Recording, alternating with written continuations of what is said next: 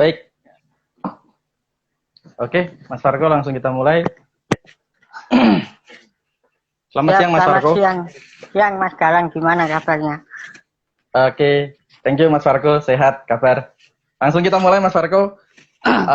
Selamat teman-teman semuanya. Hari ini kita bertemu kembali di dalam Liberty Talks XG Live Series pada tanggal 11 Maret 2022 bersama saya Managing Editor Suara Kebebasan Kang Taufani. Seperti teman-teman ketahui bersama bahwa Suara Kebebasan adalah website dengan yang memiliki misi untuk mempromosikan ide-ide kebebasan dan pasar bebas, serta memberikan pemahaman komprehensif mengenai kebebasan dan pasar bebas melalui diskusi yang interaktif. Kami, Suara Kebebasan, memiliki visi untuk terciptanya masyarakat yang bebas, sejahtera, toleran, dan di Indonesia di mana lingkungannya mendukung diskusi terbuka tentang kebebasan dan pasar bebas dalam wacana publik dan proses kebijakan. Teman-teman semuanya, sekali lagi siang hari ini kita akan diskusi dengan tema yang sangat menarik sekali, yaitu tentang hak hidup. Nah, seperti teman-teman ketahui, bersama kita pada siang hari ini adalah beliau Mas Farko Siswianto Raharjo. Selamat siang Mas Farko, selamat datang di Liberty Talks XG Live Series Suara Terima Kebebasan. Terima kasih Mas Galang, terima kasih Suara Kebebasan, selamat siang. Senang sekali sudah hadir di tengah-tengah kita semuanya. Nanti untuk kita bahas nih tentang Liberty Talk, salah satu aspek penting dalam perspektif libertarian yaitu adalah hak hidup. Seperti kita ketahui bersama bahwa, dan mungkin Mas Farko juga memahami dengan baik bahwa John Locke pernah mengatakan konsep yang disebut dengan natural rights. Jadi John Locke pernah ngomong nih bahwa ada 3 aspek yang sebetulnya diberikan oleh alam kepada setiap manusia yang lahir di muka bumi. Yang pertama adalah hak hidup yang akan kita obrolin pada siang hari ini. Kemudian yang kedua ada yang disebut dengan hak kebebasan. Dan yang terakhir adalah kepemilikan atau hak kepemilikan.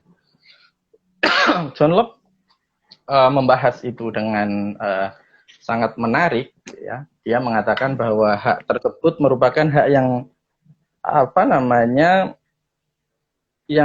yang terberi, ya, bahwa setiap hukum, kebiasaan, budaya, pemerintahan tertentu, ya, itu tidak dapat mengganggu dan tidak boleh mengganggu dan mencabut, dan semua ini bersifat universal, fundamental, dan tidak dicabut lah bahasanya. Nah, yang akan kita obrolin pada siang hari ini nih, yang bersama kita Mas Farko pada siang hari ini kan, kita kan tadi udah jelasin tuh gimana konsep natural rights yang dijelasin oleh John Locke tadi, ya. Meskipun demikian nih Mas Farko, hak hidup itu kan kita sering lihat pro dan kontra, ya. Jadi melahirkan perbedaan pendapat nih sebetulnya kalau di dalam praktiknya. Saya kira tidak cuma di Indonesia nih kalau ngomong hak hidup itu banyak pro dan kontranya, tetapi juga di negara-negara lain, ya. Jadi tidak jarang, termasuk di Indonesia mungkin salah satunya, yaitu pengaturan hukum positifnya itu ya menegasikan gitu. Menegasikan tentang hukum positif, menegasikan tentang hak hidup. Jadi karena mungkin ada, ya, termasuk saya kira di Indonesia itu juga perspektifnya juga banyak, ya. Ada banyak pendapat-pendapat, ada banyak teori kalangan, juga banyak aliran gitu, ya. Ya terutama aliran yang pertama yang boleh membatasi dan aliran yang tidak membatasi, atau tadi menganut aliran universal itu. Nah, lantas bagaimana sih sebetulnya hak hidup itu? Nanti kita bakal ngobrol nih sama Mas Farko tentang hak-hak itu. Tapi kalau boleh tahu nih Mas Farko, Nah, sebetulnya hak hidup itu apa sih, Marco? Oke, selamat siang teman-teman Suara Kebebasan dan Mas Galang Taufani yang telah bersedia untuk meluangkan waktu dalam agenda IG Live yang membahas tentang hak hidup. Memang hak hidup ini telah dikatakan Mas Galang tadi berkaitan dengan John Locke, yang mana kita kenal 3 hal tadi yang telah Mas Galang sampaikan, bahwa saya mau menegaskan dan menambahkan itu berangkat dari tulisan buku yang berjudul Two Treatises of Civil Government pada tahun 1960, yang mana secara konstruksi teori manusia memiliki kesadaran ilmiah untuk bebas dan juga sesuai dengan kehendak hatinya. Untuk apa? Untuk hidup sederajat dengan manusia lainnya, sehingga bisa dikatakan bebas dari setiap intervensi, termasuk negara untuk mengaturnya. Nanti kita akan bahas banyak korelasi hak hidup itu seperti apa. Apa itu hak hidup? Sebenarnya luas, bukan hanya sekedar untuk hidup saja, akan tapi untuk memperoleh kelangsungan kehidupannya, pekerjaannya, kemudian tidak mendapatkan intimidasi, kemudian juga hak atas kemerdekaan, itu sebenarnya hak hidup. Jadi ketika kita berbicara tentang hak hidup, ketika diturunkan melalui subnya, maka ada banyak. Nah, ada antonim dari hidup, yakni mati. Jadi lawan kata hidup ini adalah mati.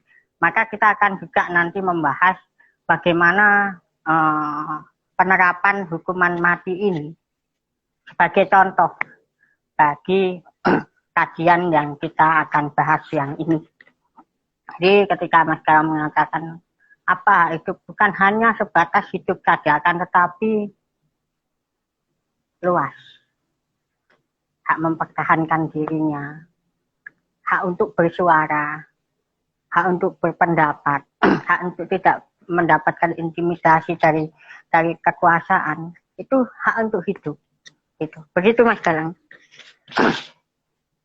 Nah, kemudian kalau bicara tentang hak hidup tadi secara apa namanya, sebetulnya hak hidup itu memang bukan murni hidup saja gitu ya Mas ya, bahwa ada juga yang sebetulnya hak kemerdekaan. Maksudnya itu apa Mas? Apakah sebetulnya kalau perbudakan itu, misalnya ada perbudakan itu juga termasuk kategori apa, kita nggak masuk dari nggak masuk hak hidup, gitu, nggak punya hak hidup. Gitu. Ya, jadi kembali ke Locke. Jadi dia juga mengatakan hak atas kehidupan, hak kebebasan, dan juga hak untuk kekayaan pribadi. Jadi bukan termasuk paradoks ya. Jadi termasuk perbudakan ini di sisi lain dia secara nyawa itu masih memiliki kehidupan, akan tetapi secara fungsi dan kodrati serta martabatnya sebagai seorang manusia terampas melalui kegiatan perbudakan tersebut. Jadi korelasinya antara perbudakan ya termasuk juga menghambat hak secara alamiah manusia itu untuk mempertahankan kehidupannya. Kalau kita berbicara tentang perbudakan, yang mana pengakuan alamiah ini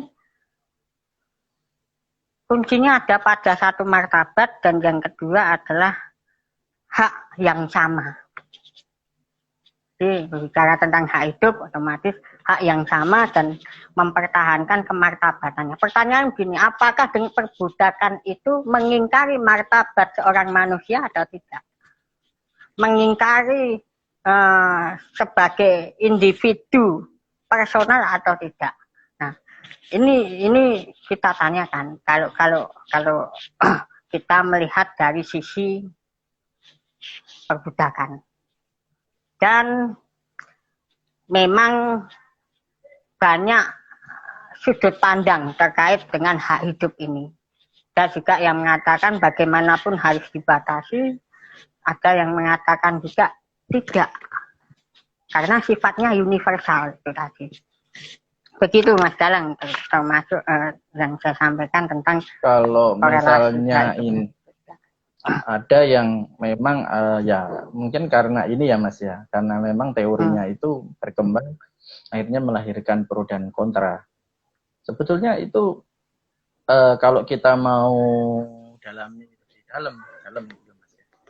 Sebetulnya sejarahnya gimana sih Mas? Kenapa ada pro dan kontra tentang hak hidup itu? Saya akan berangkat dari sejarah.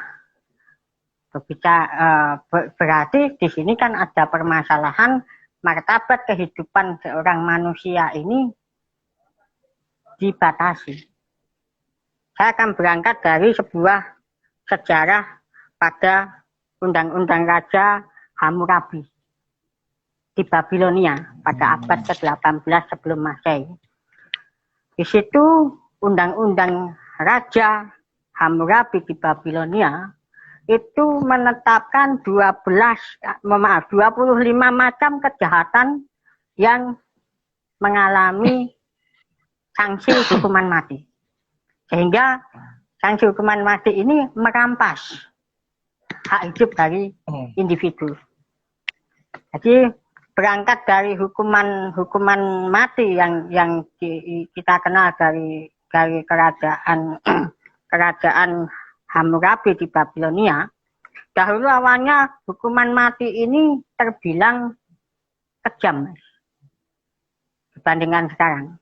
Dulu hukuman mati di Babilonia itu satu bisa dikubur hidup-hidup, kemudian juga salib, ada rajam, ada juga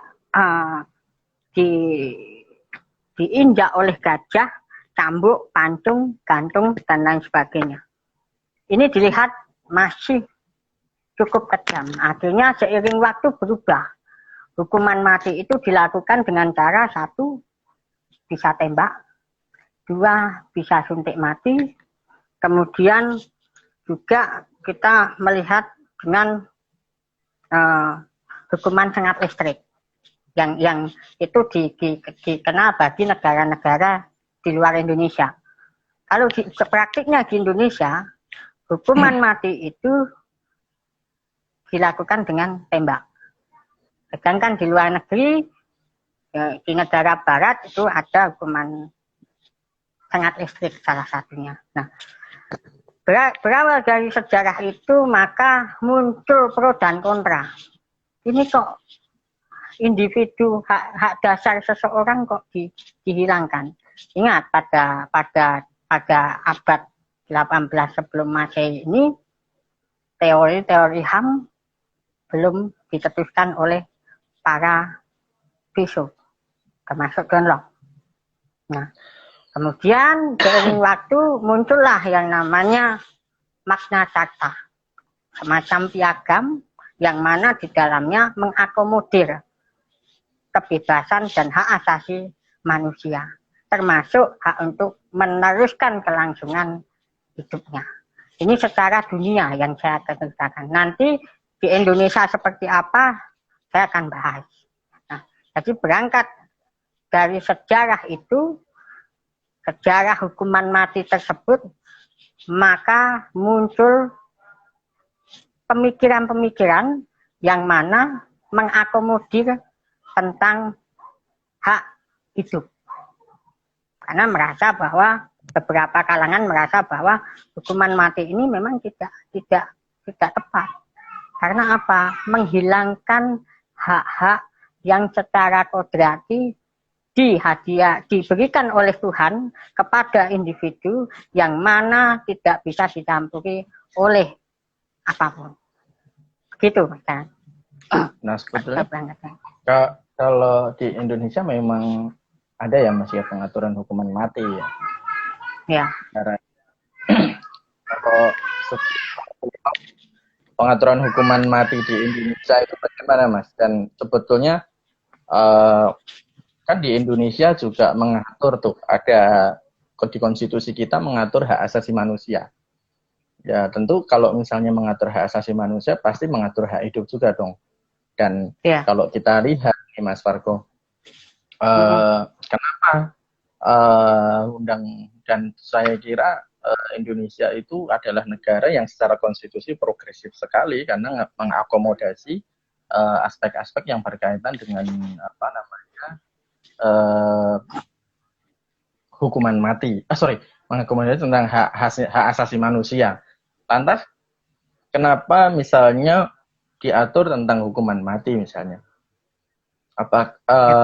Sebetulnya posisi itu bagaimana? Dan bagaimana sih sebetulnya di negara-negara lain ya kalau kita melihat hukuman mati? Karena ini kan kalau kita ngobrol hak hidup kan berarti kan artinya beda dengan hak yang diatur oleh negara. Kalau misalnya kita ngobrolin tentang konsep John Locke tadi misalnya bahwa negara, pemerintahan tidak boleh serta-merta mencabut itu.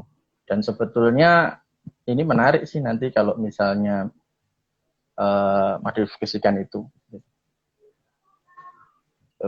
Kalau misalnya aspek hukuman mati di Indonesia, Mas Fargo.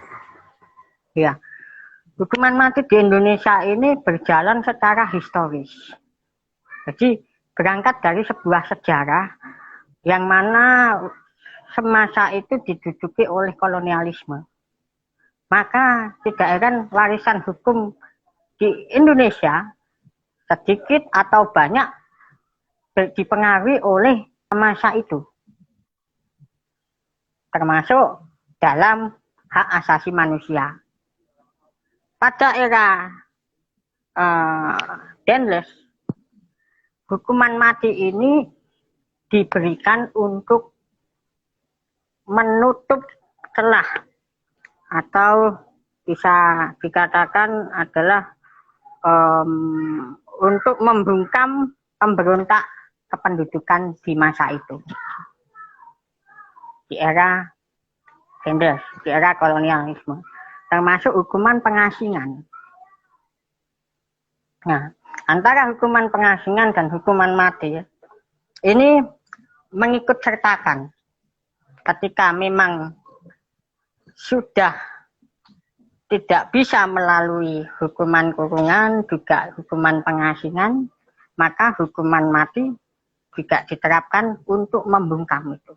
Nah, ini berlangsung sampai pasca masa demokrasi liberal. Jadi sampai era tahun 51. Akan tetapi seiring waktu di era Orde Baru itu berubah. Hukuman ini diterapkan bagi mereka yang menghambat proses pembangunan nasional yang mana sedang gencar-gencarnya dilakukan ketika itu. Jadi beda masa, beda kasus, juga beda cara perlakuan, termasuk di era Orde Baru. Dan di era Orde Baru lebih fokus pada untuk mempertahankan stabilitas politik di waktu itu. Kemudian melancarkan agenda-agenda pembangunan yang sedang dilakukan. Kita lihat sampai sekarang produk KUHP yang mengatur hukuman mati yang ada di KUHP Republik Indonesia itu sedikit atau banyak dipengaruhi oleh era Belanda atau era kolonial. Jadi intervensi hukuman mati ini memang diatur di Indonesia melalui kitab undang-undang yang atau melalui regulasi yang telah ditetapkan. Itu Mas Galang untuk untuk bagaimana perjalanan hukuman mati ini, apakah ini juga bertentangan dengan hak hidup yang ditetuskan oleh John Locke? Nah, memang kalau kita ngobrol hukuman mati sih Mas, memang kita nggak bisa pungkiri ya memang bahwa isu itu memang selalu apa namanya nggak pernah selesai. Bahkan sekarang pun kalau kita membahas itu dan mendiskusikan hal itu di Indonesia pun saya kira termasuk di negara-negara lain itu selalu memang pro dan kontra gitu. Karena memang ada perdebatan juga sih antara berbagai pihak melihat bagaimana hak hidup itu baik, dan walaupun seperti itu, misalnya sebersalah apapun, bagaimanapun hak hidup adalah hak yang tidak bisa dicabut begitu. Tapi kalaupun ya memang ya oke lah, itu. Tapi sebetulnya kalau kita bicara hak asasi begitu Mas, suatu hak itu sebetulnya bagaimana kita harus melihat hak itu. Taruhlah memang ada kalangan teman-teman yang atau beberapa aliran teori lah yang mengatakan bahwa hak itu bisa dibatasi atau hak itu bisa dibatasi, dan kalaupun misalnya itu dibatasi, itu sebetulnya misalnya kayak termasuk di Indonesia nih, banyak ahli-ahli hukum melihat bahwa hak itu bisa dibatasi misalnya dari beberapa hak tertentu. Misalnya kalau kita lihat di pasal 28C ya, itu juga bisa dibatasi oleh hukum dan seterusnya, itu undang-undang dan seterusnya misalnya. Nah itu kalau misalnya dibatasi nih Mas, sampai sejauh mana pembatasan mengenai hal tersebut,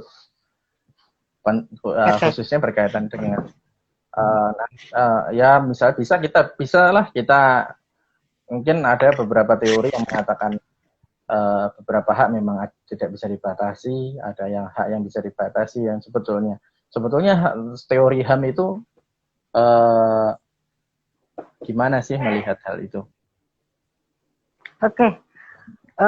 Saya akan menambahkan tadi, ini juga kaitannya dengan hak asasi manusia.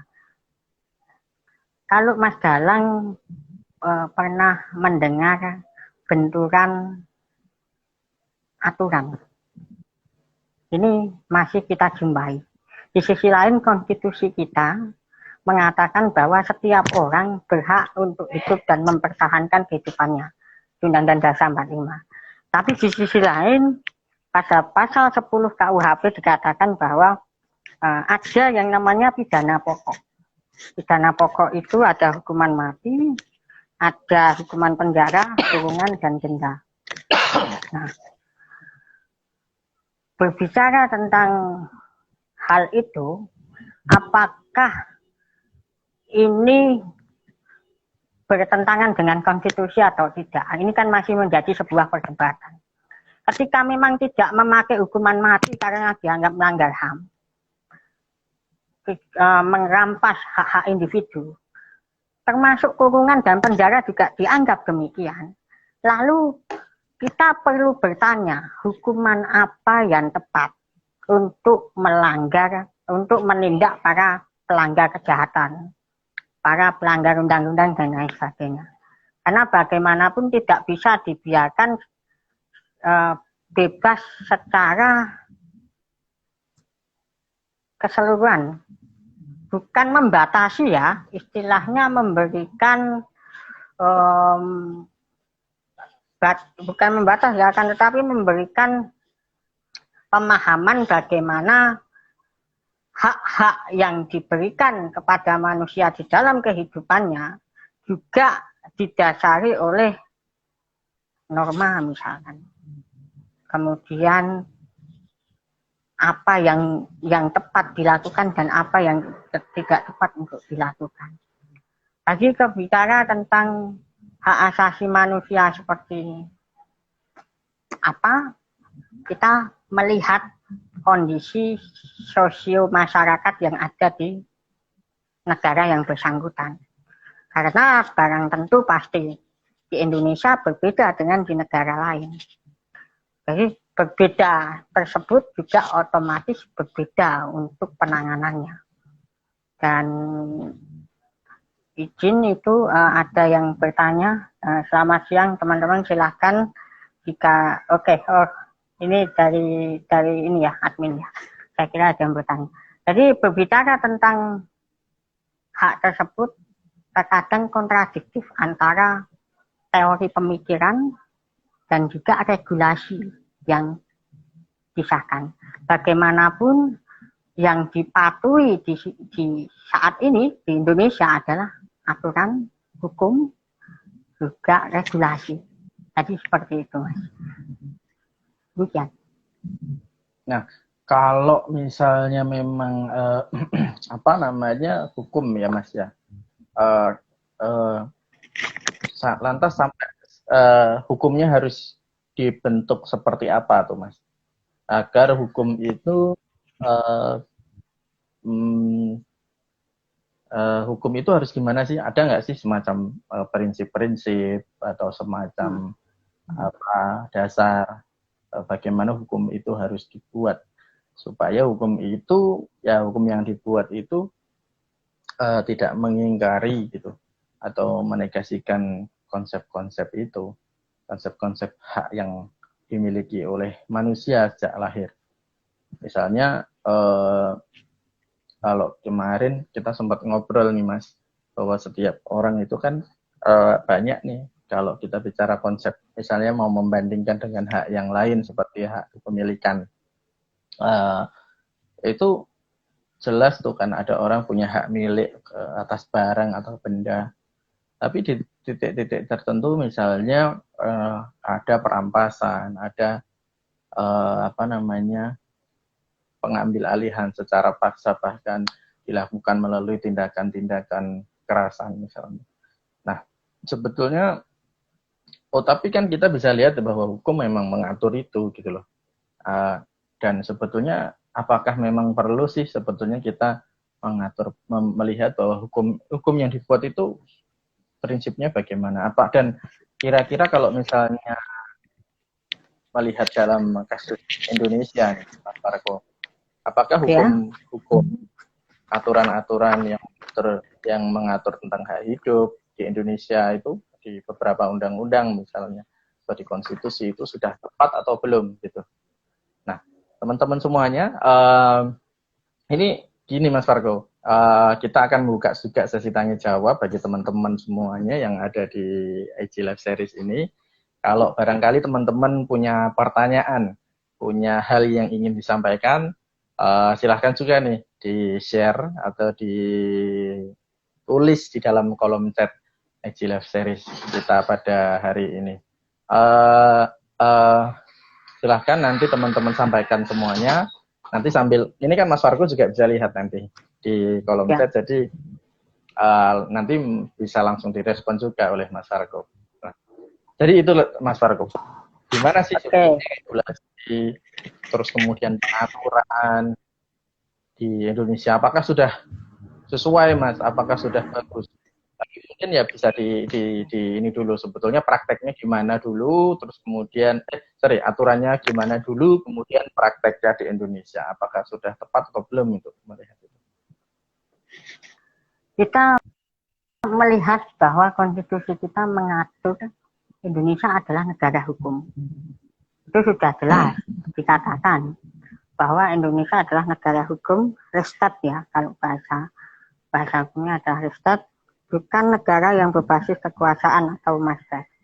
Jadi di dalam konstitusi pun sudah dideklarasikan bahwa Indonesia sebagai negara hukum.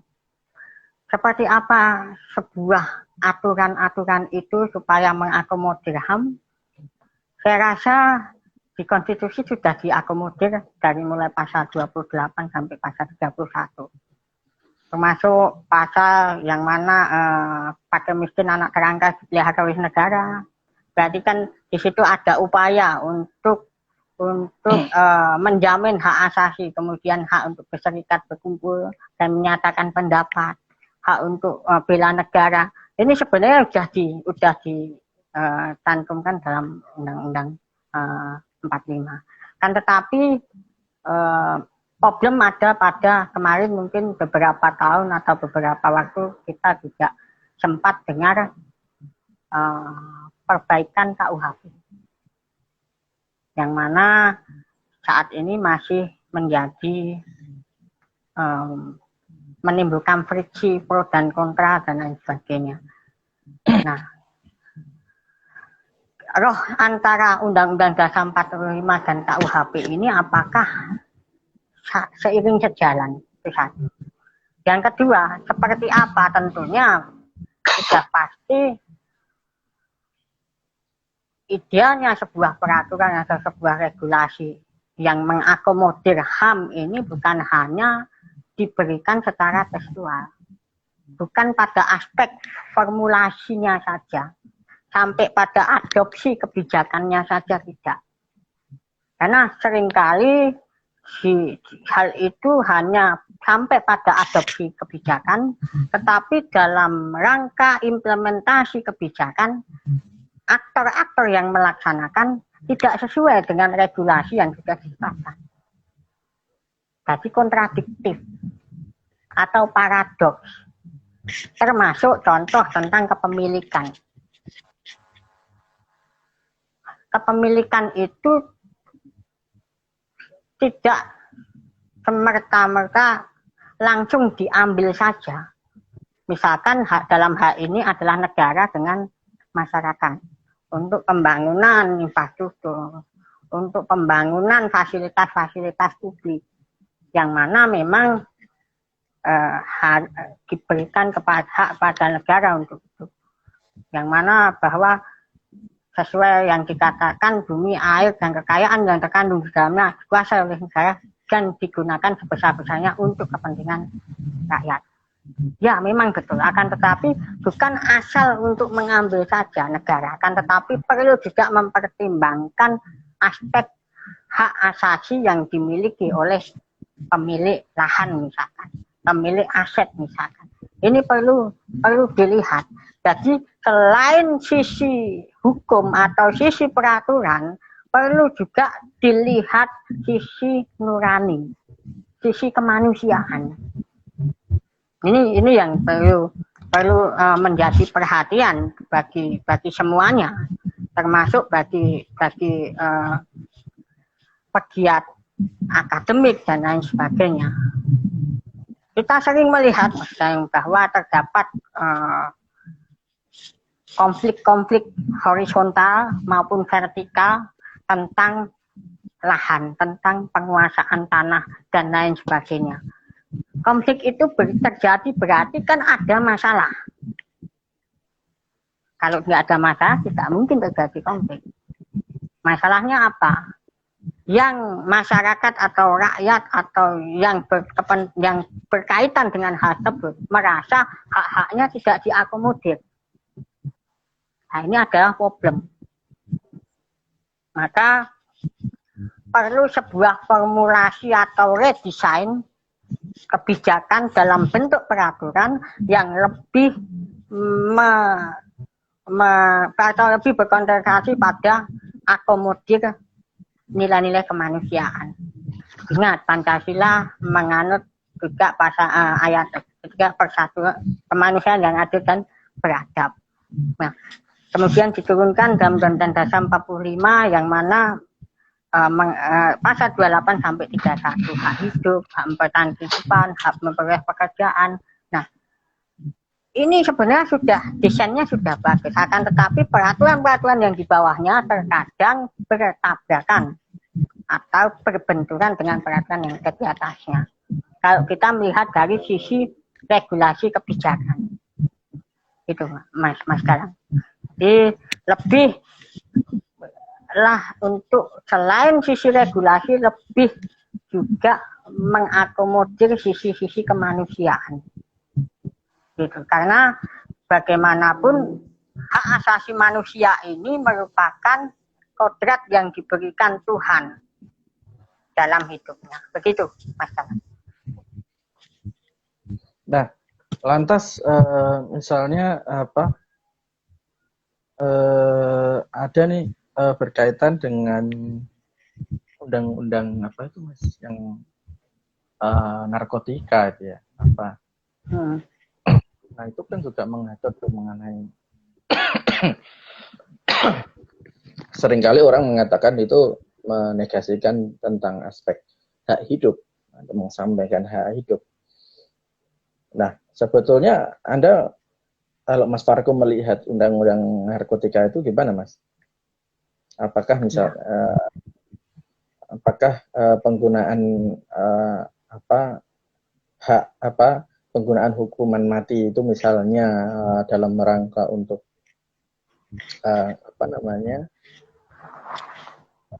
mengurangi terus kemudian menegakkan hukum berkaitan dengan narkotika misalnya itu sebagai satu langkah yang bagus misalnya. Dan bagaimana ada yang mengatakan bahwa kenapa sih perlu diatur itu misalnya ya ini karena persoalan ini berkaitan dengan extraordinary crime. Bayangkan tapi kan memang saya juga kadang-kadang dengan teman-teman itu banyak berdiskusi gitu. Apakah sebetulnya ada kalau terkait pidana ini ya apa ada korelasinya sebetulnya apa korelasinya dengan apa penyebaran atau distribusi atau misalnya persoalan narkotika di Indonesia. Nah, mungkin bisa dijelaskan juga itu Mas, gimana melihat persoalan itu. Ini kan salah satu contoh konkret ya bagaimana pengaturan mengenai salah satu hukum positif di Indonesia. Oke. Saya melihat bahwa saat ini memang pemerintah atau penegak hukum sedang giat-giatnya melakukan pemberantasan peredaran narkotika di Indonesia.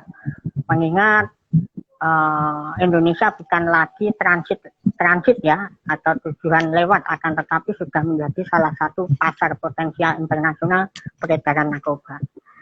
Sehingga dengan keadaan itu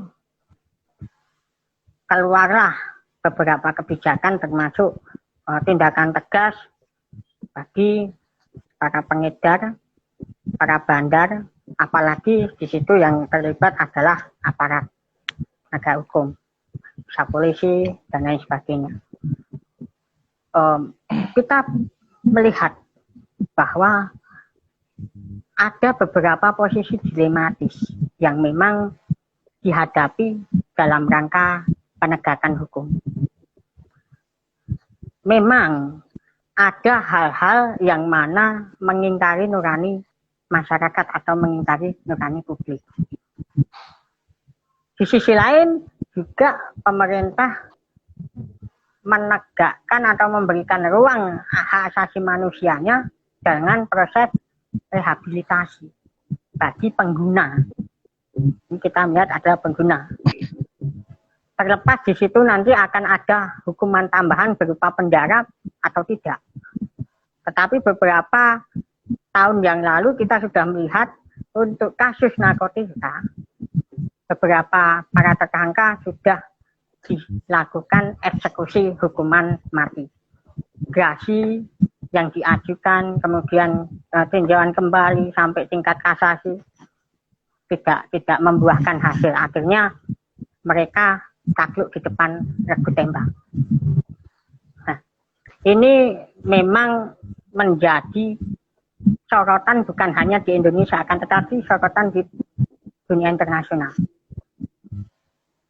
Apalagi Indonesia dikenal sebagai negara yang memiliki adab baik di negara timur.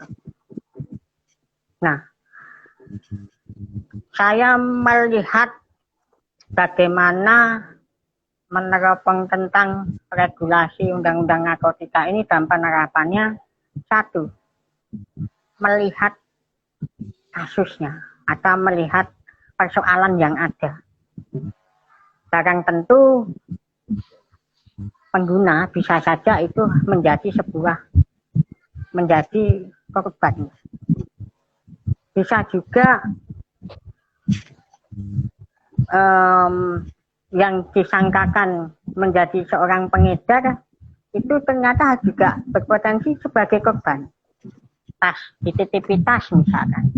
Kemudian tas itu tidak tahu isinya ternyata narkotika, tertangkap oleh imigrasi. Dia disangkakan menjadi bandar atau pengedar. Nah, otomatis kan merasa dirugikan. Maka kejelian dalam proses penegakan aturan itu menjadi sebuah perhatian tanpa mengurangi hak-hak secara kemanusiaan. Dan saya melihat undang-undang narkotika ini beberapa memang perlu mengalami perbaikan, disesuaikan dengan kondisi yang ada. Karena setiap peraturan yang sudah lama belum tentu relevan dengan keadaan yang sekarang. Nah, ini yang perlu dilihat. Bukan hanya bukan hanya pada kasus narkotika, kasus pertanahan misalkan. Di situ ada unsur hak-hak sipil, hak asasi manusia. Kemudian nama baik yang dicemarkan dan lain sebagainya. Sebenarnya kompleks sekali. Kuncinya ada pada sejauh mana martabat kemanusiaan ini diakomodir dalam setiap penegakan pelanggaran hukum. Jadi hak dia selaku manusia tidak dihilangkan seperti itu. Karena ada juga mungkin bisa terjadi berpotensi ketika ditangkap tidak diperlakukan sebagaimana manusia, dihajar kemudian amukan massa. Ini masih kita temukan. Dan nanti saya akan membahas bagaimana keadaan hak hidup, terutama dalam konsepsi hak asasi manusia di Indonesia untuk saat ini. Gitu. Nah, ini sekaligus pertanyaan terakhir nih Mas. Sebelum kita menutup sesi Edgy Live Series ini, mungkin nanti sekaligus memberikan pandangan-pandangan kira-kira ke depan bagaimana yang harus didorong dikuatkan berkaitan dengan isu hak hidup. Yaitu adalah kira-kira bagaimana nih Mas, seharusnya hak hidup itu dihargai, dijamin dan dilindungi serta dihormati misalnya. Oke.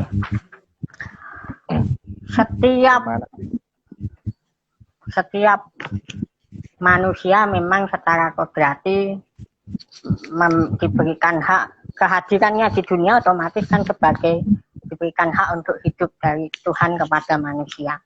Itu yang pertama. Yang kedua, dalam setiap penyusunan regulasi, karena saya konsennya pada public policy, itu memperhatikan aspek-aspek kepentingan publik atau secara personal. Jangan sampai mengingkari nurani publik atau mengingkari nurani masyarakat atau mengingkari nurani personal. Kemudian yang berikutnya adalah jangan sampai hak asasi atau hak hidup ini semakin kesini justru semakin menurun.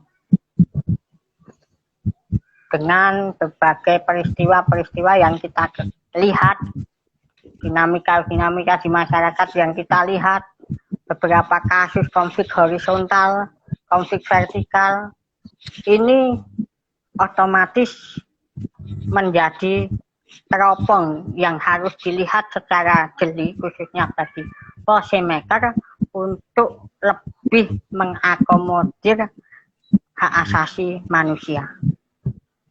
Bahkan kita sudah punya Komnas HAM, yang mana ini juga akan ke depan diharapkan semakin mampu mengakomodir dan bahkan memberikan titik terang kasus-kasus pelanggaran hak kehidupan yang masih menjadi PR.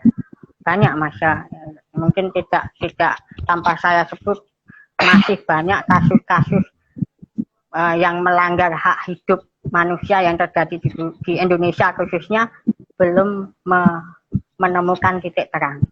Nah, ini menjadi sebuah perhatian. Konsentrasinya adalah menyelesaikan kasus-kasus yang sudah ada ini, yang belum terselesaikan. Kalau Mas Galang menanyakan apa yang harus diperhatikan, kita coba untuk evaluasi hak hidup, apakah sudah memang benar-benar diimplementasikan secara universal atau secara baik atau secara tepat. Mengingat masih ada kasus-kasus yang melanggar hak hidup seseorang untuk melangsungkan kehidupannya. Kasus seperti misalkan kasus di era masa lampau yang sampai nyawanya dihilangkan, sampai sekarang juga belum menemukan titik terangnya siapa aktor intelektualnya. Ini menjadi sebuah hal yang harus dievaluasi kalau kita berbicara tentang hak hidup, sehingga dapat dilihat, oh, pemangku kebijakan telah menyelesaikan kasus-kasus yang saat ini masih tersandar. Sembari juga yang kedua adalah melakukan upaya-upaya preventif selain upaya-upaya represif. Karena upaya represif seringkali bertentangan dengan hak hidup. Nah, perlu melakukan upaya-upaya preventif dalam penegakan hukum sebelum kejahatan itu terjadi, dicegah terlebih dahulu. Maka secara berjalan seiring waktu, perbaikan hak hidup sebagai hak asasi manusia di Indonesia ini mengalami kemajuan. Begitu, Mas Galang. Baik, terima kasih Mas Farko, terima kasih teman-teman semuanya. Telah selesai diskusi Liberty Talks pada siang hari ini dengan tema hak hidup. Menarik sekali apa yang disampaikan oleh Mas Farko tentang bagaimana sejarah dari hak hidup, kemudian bagaimana pelaksanaannya di Indonesia, yang memang semua itu memang tidak mudah gitu ya. Memang teori-teori yang berkembang itu perlu memang kita implementasikan dengan baik. Tapi memang satu catatan yang disampaikan oleh Mas Farko tadi mengenai bagaimana batasan, kemudian bagaimana prinsip-prinsip yang harus diperhatikan, menjadi hal yang harus kita perhatikan bersama-sama. Jangan lupa teman-teman semuanya untuk terus mengikuti platform digital Suara Kebebasan ya. Kita ada selain Liberty Talk setiap beberapa di hari-hari tertentu dengan berbasis pada IG Live Series. Kita juga ada forecast Forum Kebebasan yang akan Zoom diskusi webinar forecast. Sekali lagi saya sampaikan terima kasih pada Mas Farko, teman-teman. Terima kasih semuanya. Selamat jumpa di acara-acara Suara Kebebasan selanjutnya. Selamat siang. Terima kasih Mas Farko. Selamat siang. Terima kasih Mas Galang.